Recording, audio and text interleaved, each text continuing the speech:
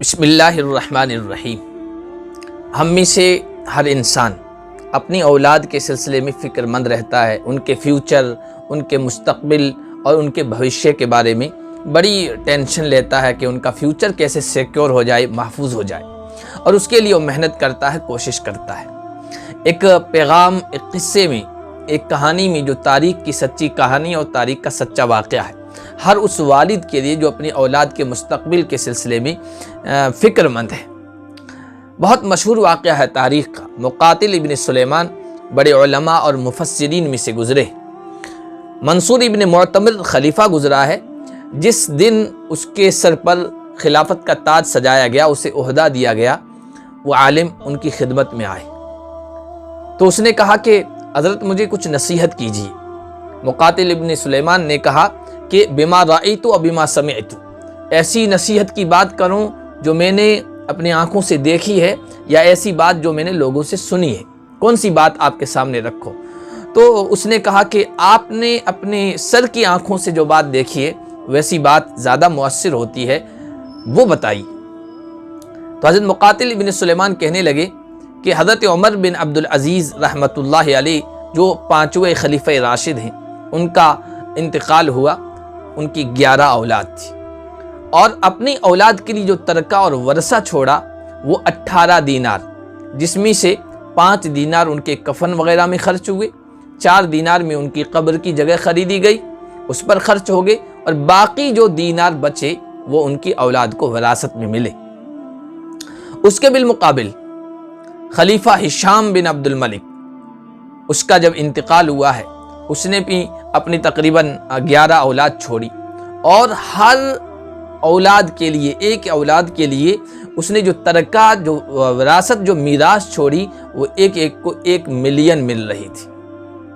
یعنی 10 لاکھ دینار سونے کے سکے اشرفیاں ایک کے حصے میں آ رہی تھی۔ اور پھر کہا کہ میں نے اپنی آنکھوں سے دیکھا، زمانے کی گردش چلتی رہی، اور کچھ عرصے کے بعد یہ منظر بھی میری آنکھوں نے دیکھا۔ عمر بن عبدالعزیز رحمۃ اللہ علیہ کا ایک بیٹا، جس بیٹے کو وراثت میں 1 دینار بھی پورا نہیں ملا تھا، وہ 100 گھوڑے اللہ کی راہ میں صدقہ خیرات کر رہا تھا، اور اس کے بالمقابل ہشام کی اولاد کو میں نے دیکھا کہ وہ بازار میں بھیک مانگ رہی تھی، لوگوں سے کہہ رہی تھی اللہ کے لیے کچھ دے دو، کچھ مدد کر دو۔ ہر اس باپ کے لیے اس میں بہت اہم سبق ہے، میسج اور پیغام ہے، جو اپنی اولاد کے فیوچر کے سلسلے میں فکر مند ہے، اور وہ محنت کرتا ہے، کوشش کرتا ہے، جد و جہد کرتا ہے، خون پسینہ ایک کر دیتا ہے کہ کچھ پیسے آ جائیں، کچھ بینک بیلنس بن جائے، کچھ ان کے پلاٹ بن جائیں، کچھ ان کے نام کی جاگیر ہو جائے، تاکہ مستقبل ان کا محفوظ ہو جائے اور ان کے مستقبل کی گارنٹی ہو جائے۔